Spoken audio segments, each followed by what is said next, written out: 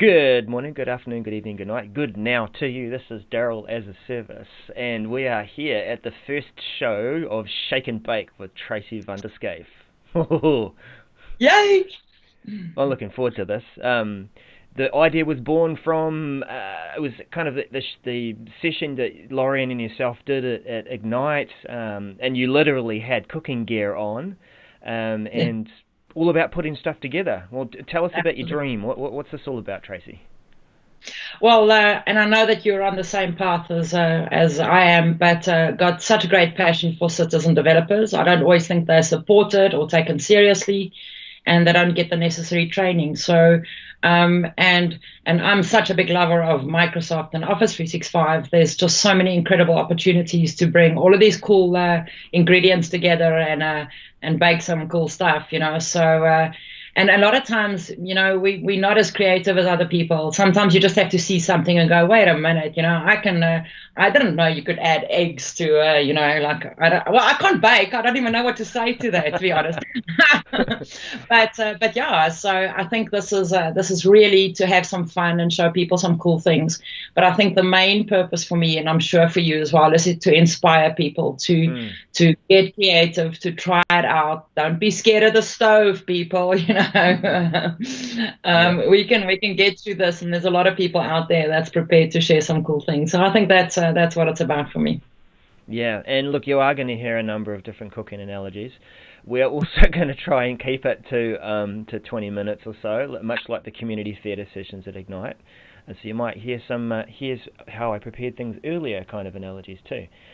Trace, what are we cooking today? You Okay, feel cool. free to share your screen now. I'm absolutely going to do that. So let's just go to screen. I've got to now like find the right screen again. This thing just chops and changes anyway at once. There's Daryl's pretty face. So Daryl, just confirm for me if you can see my PowerPoint. Yes, I can. Oh, yay! So I think a lot of people knows that I've even got a PowerPoint tattoo, okay? Because as you should, PowerPoint always has my back, so it's on the back of my shoulder. But I think the first part of this was very basics, is I want to help you guys to look at how creative you can be in PowerPoint. But this is not just about presentations, people. This is actually about taking that creativity and that graphics that you design and take it somewhere else into Office 365. I mean, this is all cross workloads right in there. So to design those graphics and use them somewhere else. And that's typical shadow IT citizen developer stuff. I never had all those fancy tools, Corel Draw and I don't know, Adobe Photoshop or something. I just never had Mm. those.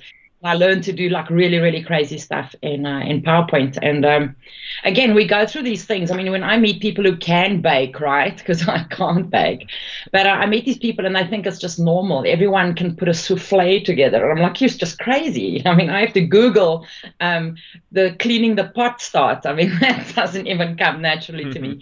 But it's like that. You kind of think everyone can do everything in everything that you use, and it's not like that. So definitely want to inspire people a bit. If you think you're not creative, do you think you're creative, Daryl? Just for interest sake. I mean, would you consider yourself someone that's creative? I think that the definition of creativity is like you said, you don't cook, but you definitely put things together with technology. I'm similar. I can see connections about ways to get people together, and whether I do that with tech. So creativity comes in a number of different forms. Yes, I'm creative. Absolutely. But if I have to say to you that it's a question that I always ask all my students, whatever course I'm training, is hey, guys and girls, do you think you're creative? And I think in general, on average, about 80%, 90% of the people says no. And I promise you, I spend like 5 or 10 minutes with them in PowerPoint, and man, those people go away and they feel so empowered and they can do really cool things. You Mm. think you don't want those creative tools? I promise you, you don't know what you're missing out on. So, of course, I don't have a lot of time because, you know what, Daryl, if you allowed me, I would pull this into a 5-day camping trip and PowerPoint presentation training. So I have to kind of camp down my spirit and stick to one recipe today, otherwise I'm going to go all this. So the first thing I am going to look at is design ideas, of course, in PowerPoint, and that's one of the basics. I think definitely a lot more known these days as it was a couple of months ago. Back then I could still impress everyone with it, and now they go, oh, you're using design ideas as well, so it's definitely more well known. But you'll see that even then on a plain slide deck, you'll see that that already comes up with different like theme type of style ideas on the right hand side, without me even adding images. Now, the purpose of design idea is also to kind of build your own graphics or to make a new image, which of course in today's session I want to use in SharePoint and in Sway and show you how I can add those graphics somewhere else. What you have to do though is firstly it's got to be in one of these slides. So if I go to the Home tab and I go to Layout, you'll see the title and content is the slide it wants to use. Don't go and change it to blank, or what we did for years, we would select everything and delete it. Don't be that person. I know, I did it for years before I realized I could do this. But you want to be on this plain slide. And a couple of months ago, you could only add 4 images. And I see that's actually been updated. It's taking up to 6 images at the moment. And I'm sure that Microsoft will keep on adding features and keep on adding some cool possibilities and, bring the limits down, I suppose. But so just out of your site, I've got a group of images here that I want to use, which I'm going to just drag across. I don't even have to go insert picture because that just wastes time, people. I'm a drag and drop baby. I mean, I don't even go and like search for stuff.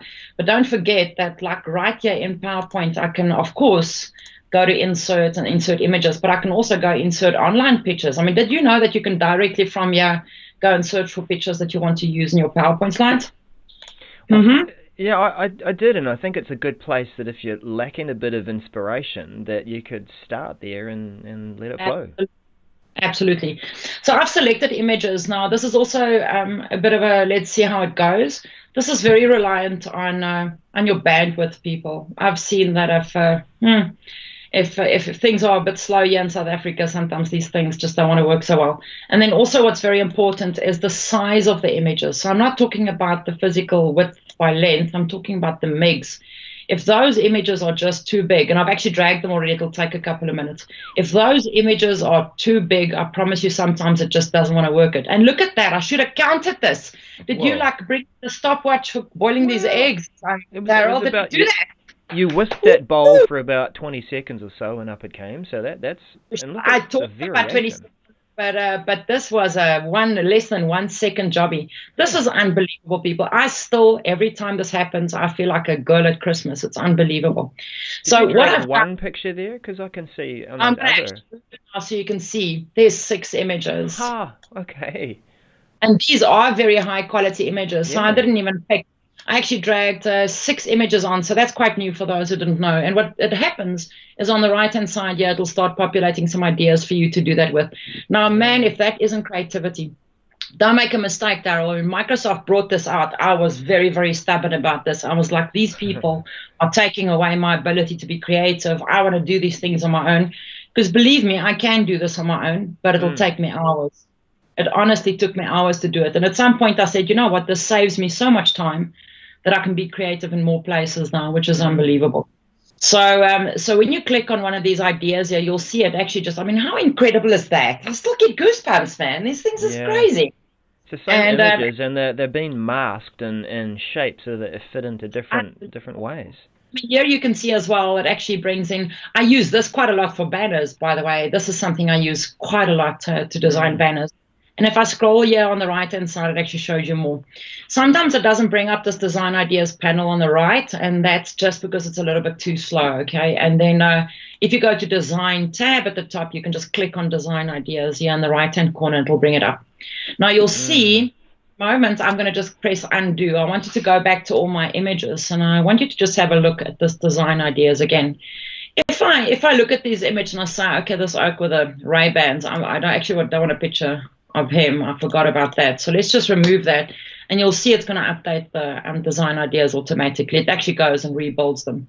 It's really incredible. I mean, these are the just things I absolutely love. I'm going to put the dude back because I want all those pictures. So this then takes me to the next step, okay? Once I select one of these cool things that I want to use, I can then go and say, you know what? I like these bubbles still. I must probably at some point I would have used them too much. I'm sure you've seen on social media I've like over abused it a little bit. But at the moment, I still really like these, like kind of like circles that it does. So the first thing I do, and you will see that I work with PowerPoint pretty much like other people works with Photoshop, or fancy programs. So if I keep my control in and I zoom out, this becomes a canvas for me. I mean, this is how I design things. So the first thing I'm going to do is I'm going to delete that title there because I don't use that. Okay, don't want that. I'm going to close the design ideas as well because I don't want that. So something that I do often is because I like the pattern so much, I'm going to repeat this pattern. I can't add another circle now, that's just plain, so I'll have to build it myself.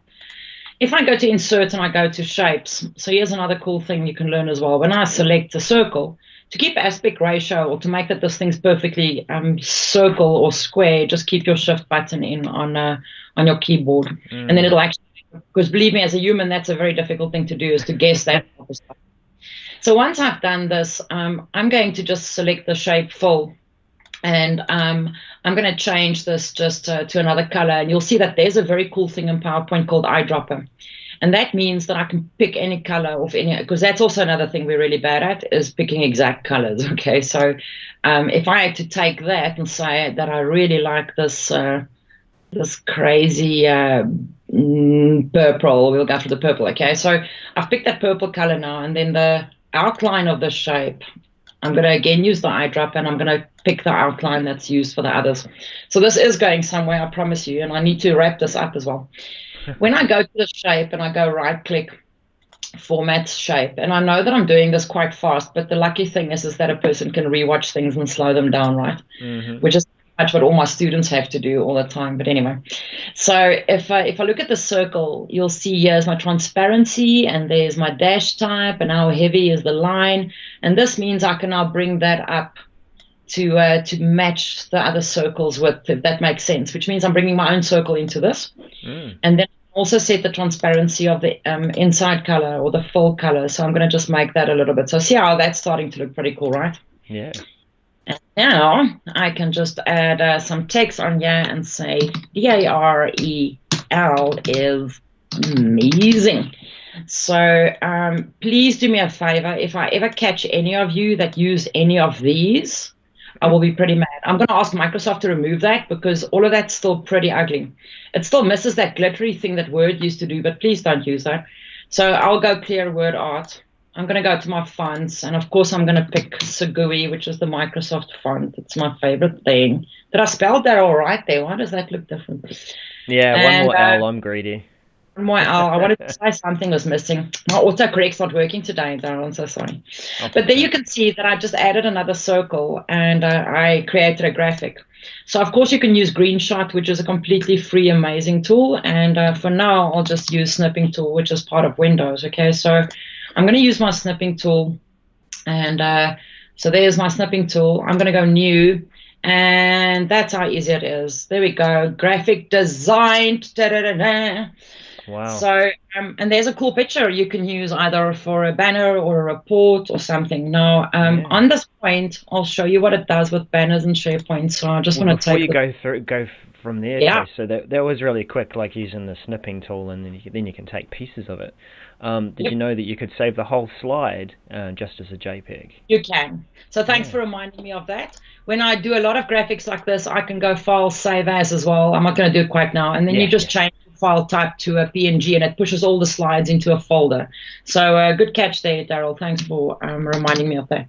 So Snipping Tool again. Of course, Windows has also got some other types of snipping tools, but I normally use Greenshot. So I just wanted a plain one. I want to show you what SharePoint does with this, seeing as I've got like about 10 minutes to go max, I think. So let's just go and branding. So we'll go save, and then it's saved now. So what I can use this graphic for, because of course, I mean, I can use this as a header inside Word, you know, for my, and that's how I designed my letterheads, of course. That's exactly what I did.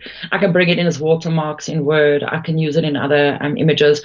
And this is exactly how I design my opening slides for my videos as well, Daryl. So when I do a new little 5-minute video, I go and design a slide like this, and I bring it in as an image on my video when I save the recording. So really eye-catching. Yeah, really works like a charm, and it's not even me. Everyone thought it was me, so now the cat's out the bag, and everyone knows it's not me. That's not creative. Sad story. Anyway, so we're going to go across to SharePoint, or let's put it this way, SharePoint's going to come across to us. And at the moment, I'm pretty sure it's displaying already. This is a standard topic design site, so you get showcase as well, where the web part's a little bit more staggered. And this is the Euro web part. It's definitely one of my favorite things in the world. Takes up a lot of space on the page. I know you've got to figure out what you want to do where. And this is your SharePoint Online, right? So that means that pretty amazing, cool graphic I did, now I could actually add into this web part. So a lot of people ask me, Trace, how do you decide the sizes on these things, and how must it be the right size? And let me tell you what, if you don't come from a graphic design background, you just need a couple of principles, okay? You just need to think about things a little bit. If I look at this page in front of me right now, that page is a certain width, and if you just think of average resolutions at the moment, I'm saying average is 1366, but it goes a lot higher than that. So that means that whatever resolution it is that you work on, the width of this block is a section of that resolution, and that's how big the picture must be so that it doesn't pixelate, if that makes sense. It can't be smaller than that, because otherwise it starts stretching. And you also can't use a portrait image in a landscape mode like this, because I see that a lot as well, where people don't realize that that's what's messing up the image.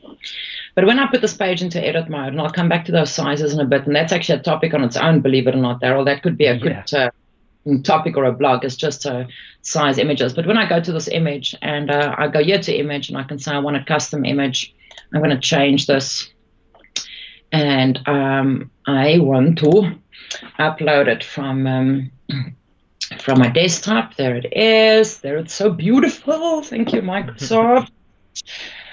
And I still get so excited about things. So welcome. Wow. Design ideas. Now remember, my PowerPoint was already kind of landscape, right? So it's going to just whack in there beautifully. It's going to chop and change a couple of things here and there. But be careful then of text on images. So I'm always very, very careful of using text on images in the Euro web parts, because I'd rather add the text in these. So that's how easy it is. I think that looks pretty amazing. Imagine if you could do other colored blocks here now that matches those. But don't you think that's just amazing? And don't just say it because you know me, Daryl. Come on. No, given that it's the biggest block and it's trying to attract so much attention to that thing, of course it's amazing. And let me just bring your attention to parallax scrolling there. Look at that. That's unbelievable. Okay, so on that same point on SharePoint, that's funny. Is this going to happen regularly? Are we going to do this? Laugh at our own jokes, Daryl? Oh yeah. I'm gonna look at news articles, and this is where it gets tricky, people, because that little block that you had in the Euro web part kind of had the shape of the PowerPoint slide. To be honest, it had that landscapey shape. This is where people really start struggling, is at this banner. It's like, Trace, how do I get my picture in, but it's people standing, and it doesn't, you're either going to have their noses in or their feet or their toes, it's just not going to work like that. So to give you an idea what that same banner does in a top like this, and at the moment I'm on a very high resolution screen here, so it's stretching quite a bit, if I can call it stretching, which is incorrect, but it's more shape down, it's not a squarish shape, because the lower your resolution is, the more square that banner would be, if that makes sense. So you'll see that now that I've added that banner, do you see the difference about the sections that you can see there? So before I save this, I just want to go back to PowerPoint and bring your attention to something, because this is a good exercise to do. Oh, look at PowerPoint disappearing. There we go. I'm going to just use a shape, and people, this is how I taught myself Graphics 101, okay? I just want to check. So I'm seeing the top of the green eye, the goal, nothing else, okay? So I can easily say, I'm going to just make this shape transparent, and I'm going to make the outline like a bright color and bolder so you can see it. So I can pretty much say, and I know I'm just dropping in and out, I'm just checking what's showing, is that it's about this section showing in that banner. You get what I'm saying, Daryl? Yeah. So this normally, I tell people that if I take a normal PowerPoint slide and you just cut a third out of it, you're going to have an idea of what your banner size is on a high resolution. That's the easiest way to do it without getting complicated with the. So that means I can actually also define what part of that must show in the header of the PowerPoint page. And that's where this focus area comes in as well. So firstly, I can drag this up and down and say, no, no, no, in this one, I want the cool dude with the sunglasses or the kid with the hands. I really like that. But I can also move the focus point to the left and right. So let's say this kid is very important for you in this image, this specific kid. If I put the focus area there, it means that when this is on different devices, so on mobile devices where it completely crops the image, it'll keep on cropping around this area. And I think that's pretty amazing. Okay, so I think that's pretty cool. And there we go. What a beautiful banner. PowerPoint design ideas. I mean, Microsoft rocks, people. Ooh, name can't be blank. 101. Name can't be blank. Look at me just putting them right. Okay, so that was a quick one. I know that we chatted a little bit in the beginning, but I am going to wrap up very soon. This was just a very, very quick one. And important, please remember the resolution type of things. If I had to split the screen now, this isn't going to make such a difference, but if you start going onto mobile devices and you see how the images in the screen gets bigger, it shows more of the image. And that's the thing. I normally just do it by dragging the window, which is not quite the same thing, but you get the idea. And you'll see that the bigger I drag it, at a certain point, it then starts showing less again, type of thing. So that's just a good thing to remember. And I think this is a good guideline. On a normal presentation, a third of it's going to be your banner, people. So you can't use just a full image. It's not going to work like that. That's not the perfect way, I suppose, to do these things. Now, that same image, of course, and I mean, I don't have to recreate this again, but that same image, if I had to go to Microsoft Sway and I had to build a new Microsoft Sway, I use these so much. I design my own backgrounds for my opening slides and for the things I want to put in there. I mean, who wants to use stuff that already exists? So if I go to this background image, that poster that we just designed, and yes, everyone can get the same images from the same sites, but there's a good chance that you won't have a lot of people that has the same image there. I mean, that's the difference. So, of course, I can add other images here now as well, which is normal standard images, but I'll quickly just show you what this... so let's just... I really like this kid with the crazy hands. It's such a cool thing. Crazy kids with messy hands. So as soon as that's loaded, and you'll see that this is taking longer because it's a very high resolution image as well. Oh, look at this, machine learning and AI for a win. Check this happening on the right-hand side. That's amazing. I promise you, these things are amazing. Food. How did it know about food? It's almost like it knew that we're doing the Shake and Bake show. You'll also see focus points, which means I can also say that there's specific areas of this. So if there's a logo in it that you want to always keep in focus, you can always do that. I just want to press play. And there, I mean, look how cool that is. Again, look at that happening, man. Oh, what is that? That's amazing. So that's kind of dragging it into Sway as well. And, of course, you can use this in a lot of different areas. But, I mean, how quick is that? So I promise you there's no more excuses to say that a person isn't creative and stuff. You just need to know that there's options of doing things and getting things right. I think the last hack, and then we can pretty much wrap up there. Because, like I said, I'll just carry on. Once you put ingredients in front of me, and the stove's on, it's business. We should do one of those those takeaway vans. What do they call them? Fast food truck. Little. Huh? Yeah. We should do a food truck for this and have a little satellite dish up, and we can just travel from town to town and show people cool stuff. Don't you think that'll be fun? That would be funny.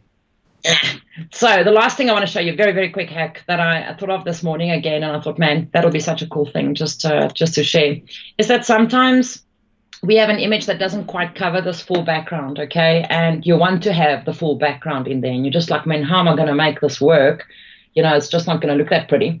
Then I normally do this, and I'm just trying to find an image that'll work. So let me just drag this oak on. He's most probably going to fit the whole page now, so I'm going to have to crop him to prove my point.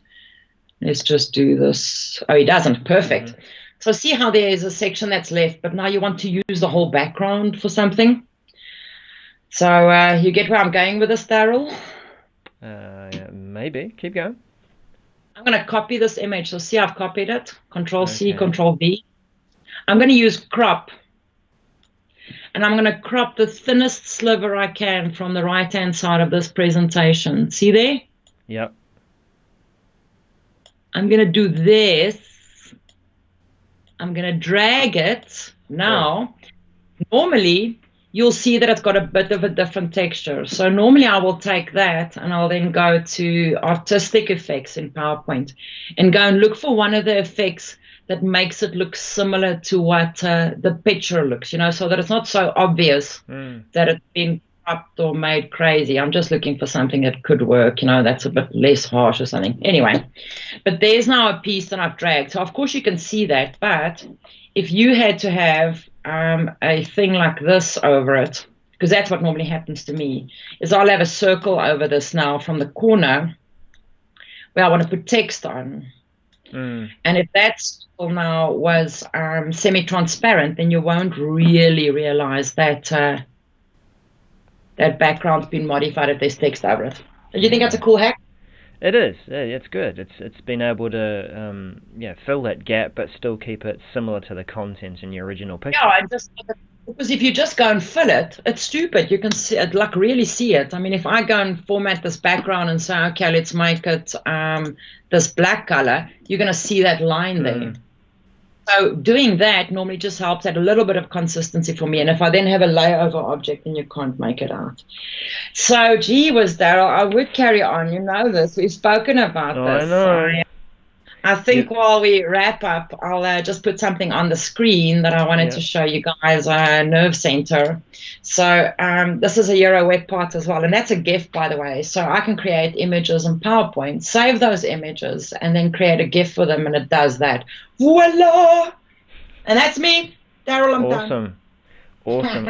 I'm not done, but apparently I am. Do that. All right. I've got a bit of control to switch around back to the Tracy and Daryl view. We got that one there. And I heard I had the bell go. That little timer, the cooking timer. We had Phil, Laurel, and Hilda Depu. I'm gonna have to ask her how to say. Sorry, Hilda. So Hilda says, why does it always seem so easy when Tracy does it? For me, it's a struggle with those images. It's not. I just do it very fast, but I can promise you that there's nothing as amazing in life as repetition. The more I do it, the easier it gets. Nothing is easy the first time. I struggled with this. I got frustrated with it, and I just kept on trying. And the more you do it, the faster you get at it, the more natural it gets at it. For me, the most important thing, Hilda, is for you to just know there's something called design ideas. Because I can promise you, if you go Google that or go Bing it, you'll find a video or you'll find a blog that I most probably wrote. So it's about remembering those little things that you want to go and try out, and then try them out when you take it slow and go figure out. But I promise you, there's lots of tips and tricks. I mean, like we know, I've written lots of blogs. Here's a specific blog as well to help you with planning your banners and things better, so see, there's a bad idea to do banners. But there's lots of resources out there that can help people. So I think that's the importance. Yeah, definitely. And I think the key thing to pick up there is give it a go. We have this fear of perfectionism, but if we just start with something that gives us a bit of assistance, like design ideas, then we can get into cooking, we can get into making some great stuff, and just build and build and build on your skills as you go. Great question from there, Hilda. And thanks everyone for joining us on the first episode of Shake and Bake. We will probably regularly go over time because we've got so much that we want to show. Hope you enjoyed the meal, and we'll do a bit more to try and zhuzh up the show itself with a bit of creativity, maybe a bit of nice cooking music or something in the background. Absolutely. I think that's a good idea, Daryl. Awesome. All right, Trace, we'll see you again soon. Thanks, everyone. You have